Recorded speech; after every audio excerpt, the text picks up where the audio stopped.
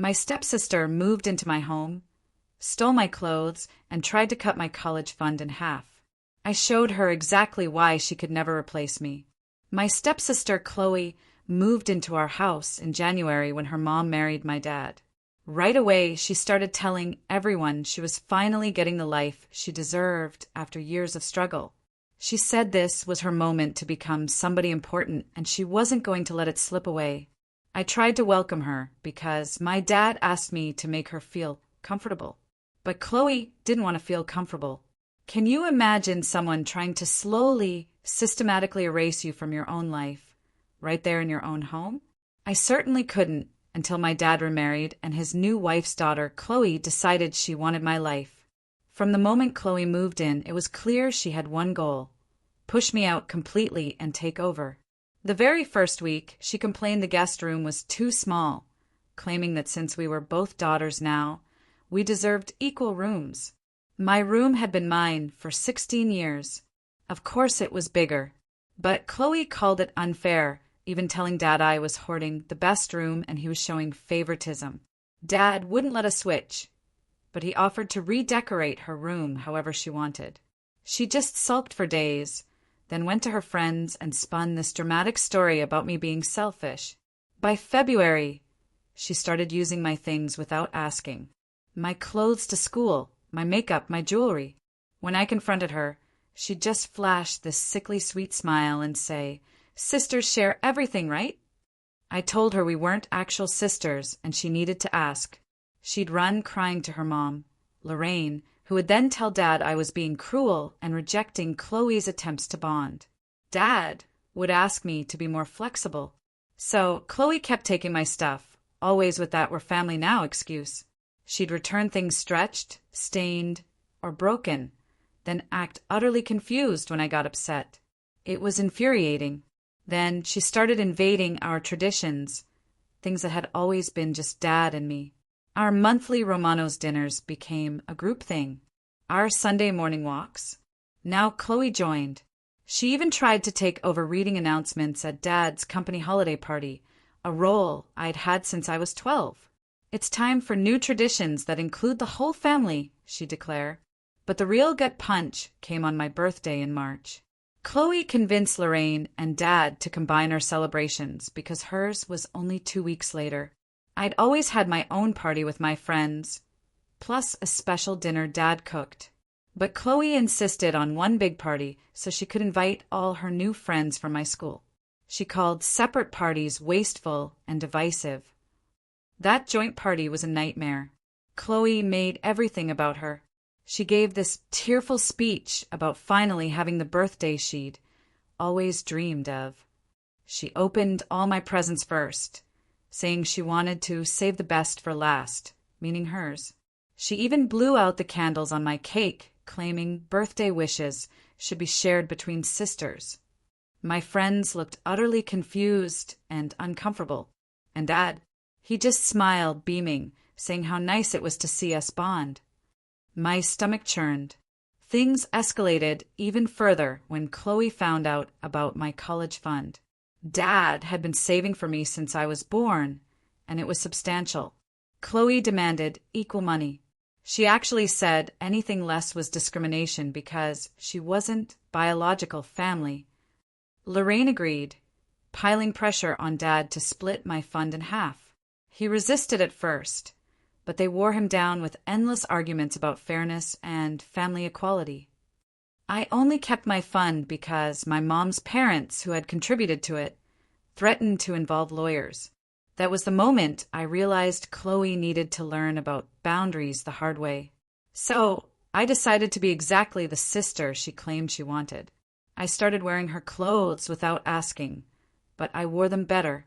She'd just bought these new outfits with Lorraine's credit card, hoping to impress people at school. I wore them first, soaking up all the compliments. When she complained, I'd just shrug. Sisters share everything. Remember, I used her makeup and accidentally broke her favorite palette. I borrowed her phone charger and lost it. I ate the special food Lorraine bought just for her. Every single time she protested, I'd remind her sweetly, "But we're family now." Next, I joined all her activities. She signed up for drama club to make her own friends. I signed up too and got the lead role she wanted. She joined yearbook committee. So did I and became editor. Everything she did to establish herself, I did, and I did it better. She ran crying to Lorraine that I was copying her. Lorraine went to Dad, claiming I was bullying Kloe and not letting her have her own space. But Dad, for once, pointed out that Kloe had insisted on sharing everything and doing everything together. He said I was just being the sister she'd asked for. A small, vindicating smirk played on my lips. The breaking point exploded at Dad's company gala in April. Kloe had been telling everyone there she was the daughter of the company owner, conveniently leaving out the step part. She promised people meetings with Dad, internships at his firm. I let her dig herself a deep, deep hole. Then I made my move.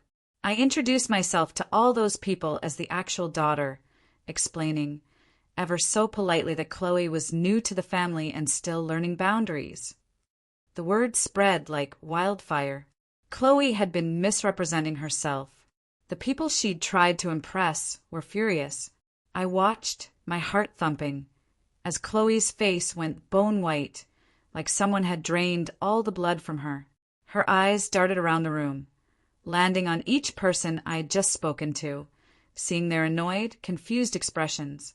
Lorraine appeared out of nowhere, grabbing Kloe's elbow and yanking her towards the hallway. Kloe stumbled in her heels, her face tight with a silent scream. Lorraine whispered something harsh in her ear, her own face rigid with anger. Dad stood near the bar, frozen, drink in hand. His eyes flickered between the hallway where Kloe had disappeared and the groups of business people, now whispering, glancing his way. I could practically see him calculating which mess to fix first, his daughter's or his company's reputation. A warm wave of satisfaction washed over me, spreading through my chest. But right behind it came a heavy, cold dread. I knew what was coming when we got home, and it wasn't going to be pretty. Then Jet, a bigwig from Dad's company, walked over. He held a glass of wine, his smile stretched tight, like a rubber band about to snap. He cleared his throat. "Appreciate you clearing up the family roles," he said, his voice clipped. Kloe had promised his company priority consideration for a contract bid next quarter. My face flushed with heat. I apologized for any confusion, suggesting he talk directly with Dad about business. Jet nodded slowly, then headed towards my father. 3 more people approached me over the next hour, each with a story about Kloe's lavish promises. Each time, I apologized, redirected them to Dad, and watched their annoyance and embarrassment deepen. Eventually, Dad came over, his jaw clenched so tight the muscles jumped. I'd seen him this angry only a few times in my life. He took Kloe and me by the arms, steering us into his office at the venue. He shut the door and turned on Kloe immediately. His voice was low, controlled, but the anger rumbled underneath like thunder. He told her lying to his business contacts was unacceptable. She'd created real professional problems he'd now spend weeks fixing. Kloe burst into dramatic, body-shaking sobs. She screamed that I'd humiliated her on purpose. Dad looked at me. I just shrugged, because, yeah, I had. She'd been lying for weeks. Someone had to stop her. Dad rubbed his face with both hands and said we'd talk more at home. Kloe kept crying, insisting it wasn't fair, that I'd ruined everything. The car ride home felt like 3 hours, though it was only 20 minutes. No one spoke. Lorraine sniffled in the back seat, rubbing Kloe's back. Kloe had her face buried in her mom's shoulder, crying but quieter now. Dad's knuckles were white, gripping the steering wheel. He stared straight ahead, not looking at any of us. I sat in the passenger seat, watching the streetlights blur, a weird mix of victory and worry twisting in my stomach. I'd wanted Kloe to face consequences. I'd wanted her to see she couldn't just waltz into my life and take over. But now that it had happened, I felt anxious. Lorraine was going to explode. Dad would try to mediate. It was going to be a disaster. The next morning, Lorraine was waiting for me in the kitchen, arms crossed, still in her bathrobe. Her face was puffy, red, like she hadn't slept. She started immediately, accusing me of sabotaging Kloe. Her voice shook with anger. I calmly poured cereal. Kloe sabotaged herself, Lorraine, I said, my voice steady, by lying to people. I just told the truth about who I am. That's not sabotage. That's honesty. Her face reddened further. She called me cruel, said I'd undermined Kloe since day one. I laughed. Cried, actually, because it was so backwards. I reminded her of Kloe stealing my clothes, invading my traditions, trying to take my college fund, lying about Dad's company. Which part of that, I asked, was me being unwelcoming? She had no answer, just glared and stormed out. Dad stayed home that day, his voice a low, apologetic murmur through his office door. I heard him explain, over and over, that his stepdaughter had been overeager. He took responsibility for not setting clear boundaries. The tension in the house was so thick you could almost see it. Kloe stayed in her room, door locked. Lorraine slammed cabinets, shooting me dirty looks. I tried to hide, but the anger and stress pressed down on the house like a heavy, suffocating blanket. At school, my friend Evangeline found me eyes wide. What happened at the gala? She whispered. I spilled everything. Her eyes got even wider. Kloe had it coming, she said, especially after stealing your birthday. Then she asked if I felt bad. I paused. Part of me felt completely justified. Kloe had crossed every line. But another part, a small, uncomfortable part, felt guilty about how public and humiliating it had been. I admitted it. Just a little, I said, even though she deserved it. Evangeline nodded. Makes sense, she said. You can be right and still feel weird about it. Kloe didn't come to school for 2 days, claiming a stomach bug. Lorraine brought her meals on a tray, treating her like an invalid. Every time Lorraine saw me, she glared. Dad tried to keep things normal, but I'd hear him and Lorraine having tense, whispered conversations behind their bedroom door at night. Their voices would rise and fall back and forth for what felt like hours.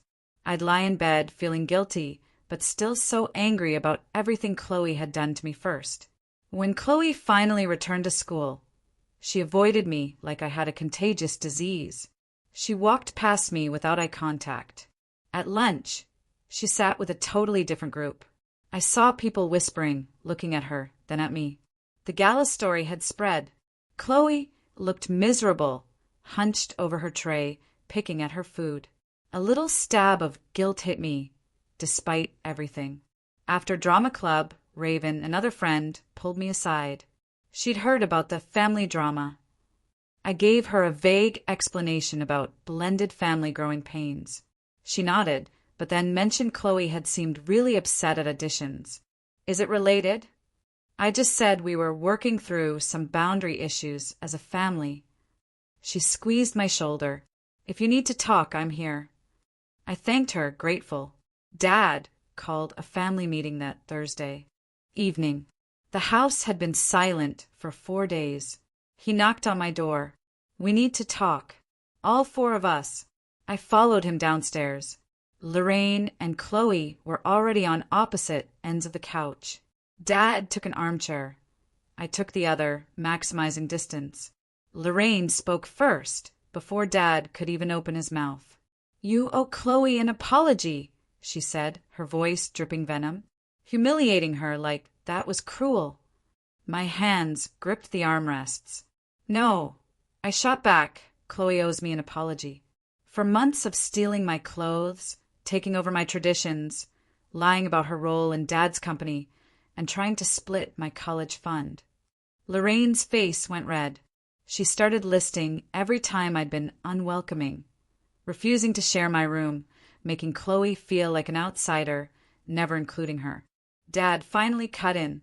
Kloe had overstepped boundaries repeatedly, he said, taking things without permission and misrepresenting herself. Kloe burst into loud, shaking sobs again, but I wasn't done holding back. I listed every piece of clothing she'd stretched, every tradition she'd invaded, The birthday party she'd hijacked, the holiday party announcements, the company owner lie. Everything. Dad rubbed his face, looking older than I'd ever seen him. We all need to cool off, he sighed. The next week, our house became separate territories. Kloe and Lorraine ate dinner at 7, Dad and I at 6. They'd use the living room. We'd watch TV in Dad's office. I'd hear them upstairs, waiting for them to go to bed before using the bathroom. One night, Dad found me making a sandwich after everyone was asleep. He leaned against the counter, looking exhausted, dark circles under his eyes. He said he was struggling to balance his marriage with protecting me. His voice was so tired. I told him I knew it was hard, but I wasn't apologizing for defending myself. He nodded. I know, he said. I just wish there was a way to make everyone happy. I watched the stress aging him, adding lines around his mouth, making his shoulders slump. Sunday morning, Lorraine cornered Dad in the hallway before our walk. We need family therapy, she declared. Clearly, we can't fix this ourselves. Dad agreed immediately, probably desperate for someone else to solve the problem he couldn't. I heard him through my door, promising to find someone that week. When he knocked for our walk, I asked, "Are we really doing therapy?" He said yes. I told him I was skeptical, but willing to try if it meant actually establishing boundaries instead of just hoping Kloe would magically respect them. Kloe, of course, refused therapy at first. Lorraine convinced her by saying it was a chance to explain her side to someone neutral, someone who would finally hear how unwelcoming I'd been. Dad found Leah, who specialized in blended families. Our first session was the following Wednesday. We drove in complete silence, Kloe and Lorraine in the back, Dad and me in front. Leah's office was downtown, beige walls, generic landscape paintings. We sat as far apart as possible, me by the window, Kloe and Lorraine on a small couch, Dad in an armchair between us. Leah had kind gray hair, pulled back in a bun. She asked each of us to describe the main problems. Lorraine went first, detailing how I'd rejected Kloe from day one, how I was territorial and unwilling to share. Then I explained Kloe's aggressive behavior, taking my things, invading traditions, trying to claim resources that weren't hers. Dad just wanted everyone to get along. Kloe cried, again, saying she just wanted to be part of a real family after years of struggling with her mom. Leah listened, never interrupting. Then she said, "Blending families requires time and mutual respect, not forced, instant bonding." She looked directly at Kloe and asked about taking my clothes. Kloe admitted she thought that's what sisters do. Leah explained the difference between sharing and taking without permission. She said joining activities was fine, but dominating them wasn't. Kloe looked down at her hands. Then the gala. I explained Kloe had been telling Dad's business contacts she was his daughter, promising things she couldn't deliver. Dad confirmed it created real professional problems. Kloe insisted she was just trying to feel important. Leah was firm. Misrepresenting yourself to advance, socially or professionally, is a serious issue that goes beyond normal blended family struggles. Before we left, Leah gave us homework. Kloe was to return any of my belongings and ask permission. Lorraine was to acknowledge my right to maintain separate traditions with Dad. Dad was to schedule dedicated one-on-one time with me. And I was to stop retaliating by copying Kloe's activities. Everyone nodded, but Lorraine's jaw was tight and Kloe was still sniffling. Homework compliance was mixed. Kloe returned a pile of my clothes on Friday, but my blue sweater and black jeans were missing. "Those are mine," she claimed. I didn't push it. At least I got most of my stuff back. Dad resumed our Sunday walks, just the two of us. No Kloe or Lorraine.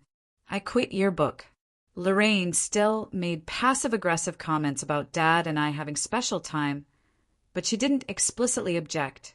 Our second session, Leah brought up the college fund. Dad explained it was legally separate, established before I was born with my grandparents' contributions. He couldn't split it. Kloe argued it still wasn't fair that I had money for college and she didn't. Leah suggested Kloe and Lorraine look into scholarships, and for Dad to start a separate fund for Kloe. Kloe wasn't thrilled. She wanted my fund, not the work of applying for scholarships, but she nodded slowly.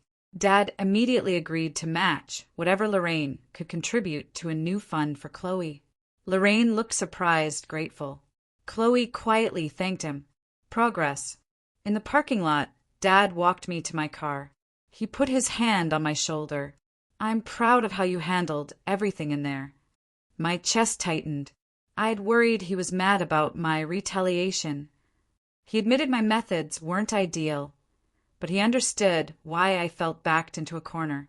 He confessed he should have set clearer boundaries from the beginning. I told him I knew it was hard for him, trying to make his marriage work and protect me. I didn't want him to choose.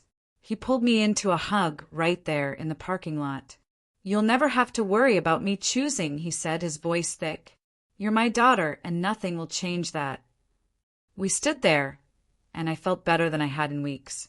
Back at school, things shifted. Kloe wasn't trying to sit with my friends or join my conversations. She'd found her own group, girls who seemed to genuinely like her. I saw her laughing across the cafeteria, relaxed, not performing. We'd pass in the hall and she'd give a small nod. Not friendly, but not hostile either. Just acknowledgement. The change was weird, but a relief. Evangeline pulled me aside. Kloe had sat with her group at lunch, she said, and had been genuinely nice, not pushy, just wanting to be included. She'd asked questions and listened. It sounded like a completely different person. I told Evangeline it was fine if she wanted to be friends with both of us. Evangeline smiled, relieved. Our third therapy session.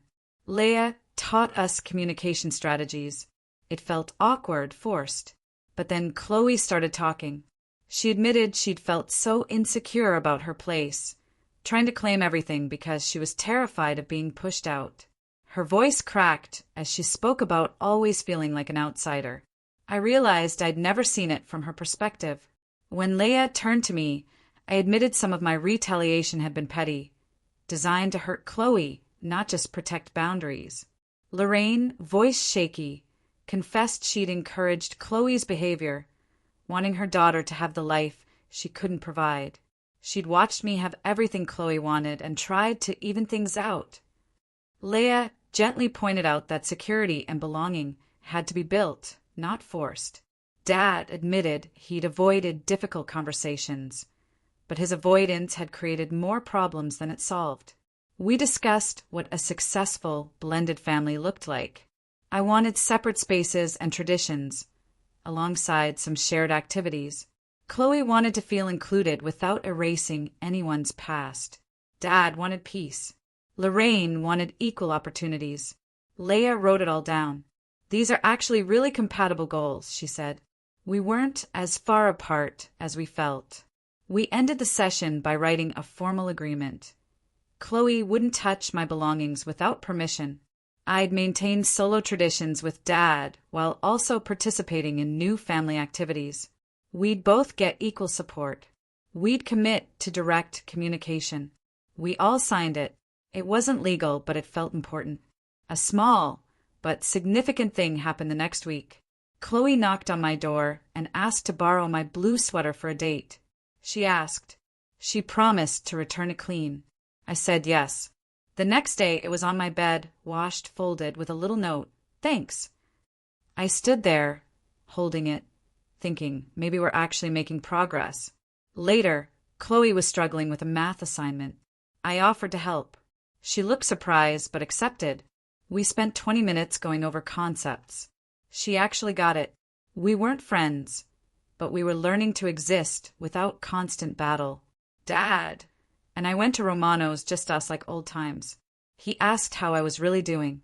Not the therapy answer, the actual truth. I admitted it had been harder than I expected.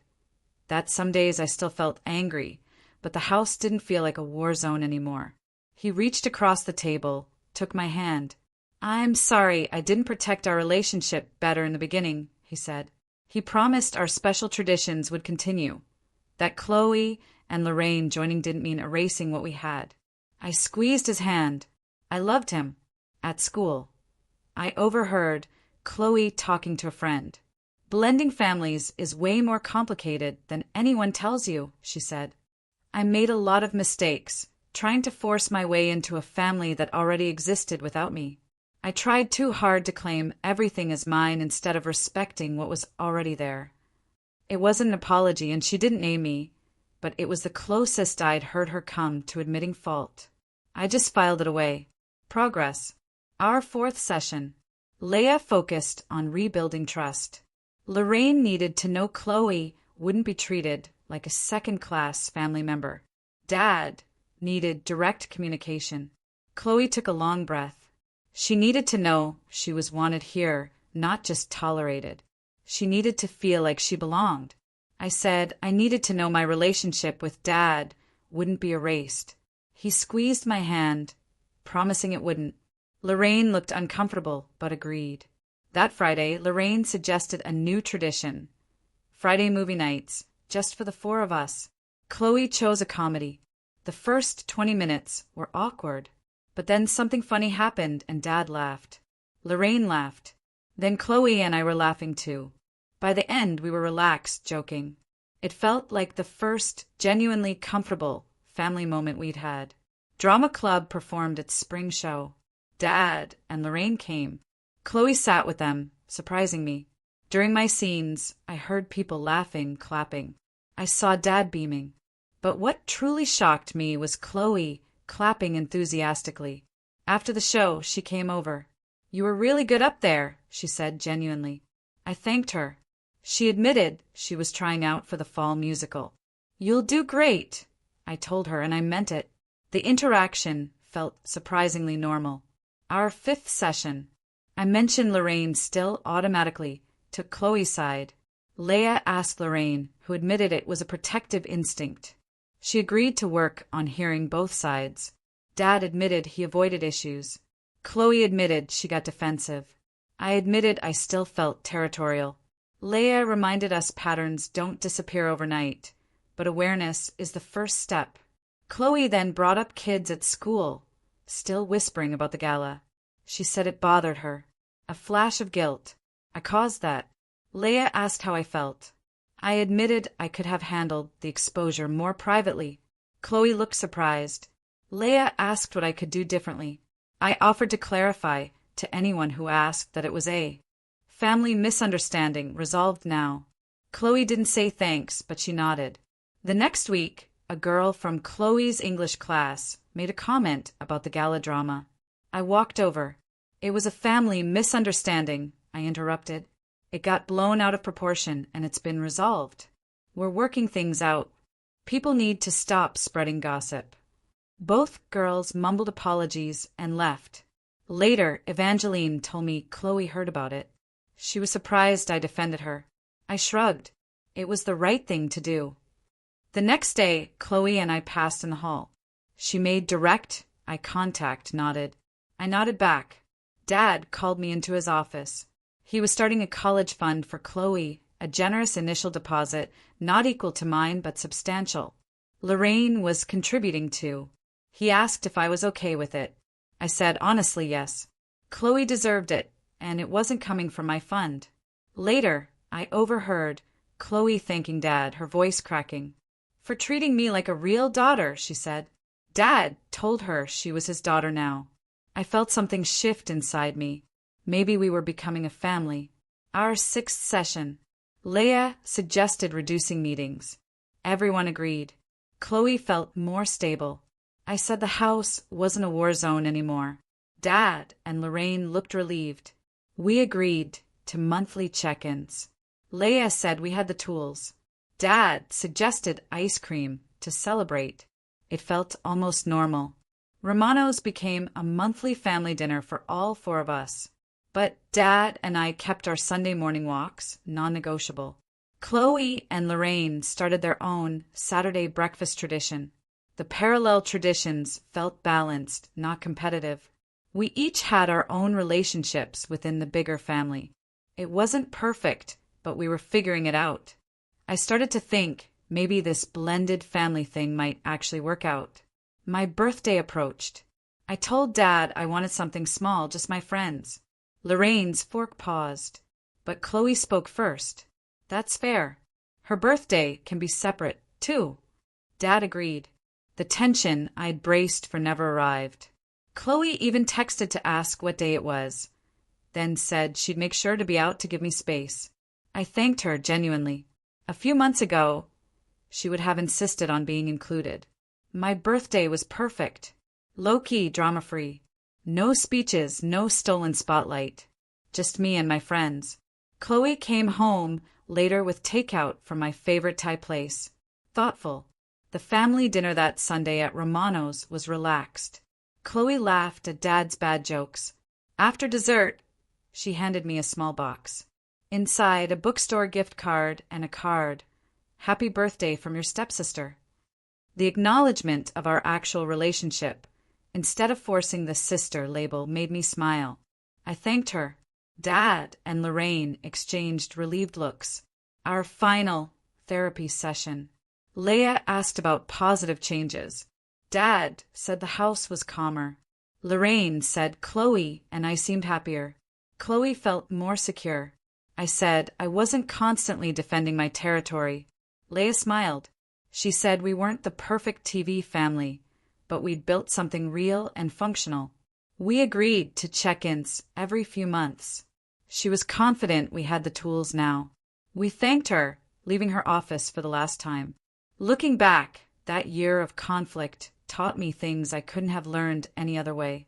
Standing up for myself matters, but so does meeting people halfway when they try. Family isn't just blood. It's mutual respect and genuine care. Kloe learned belonging isn't something you can steal. You earn it through connection. Dad and Lorraine learned blending families takes work, honesty, and protecting individual relationships. All of us learned conflict isn't always bad if you work through it honestly.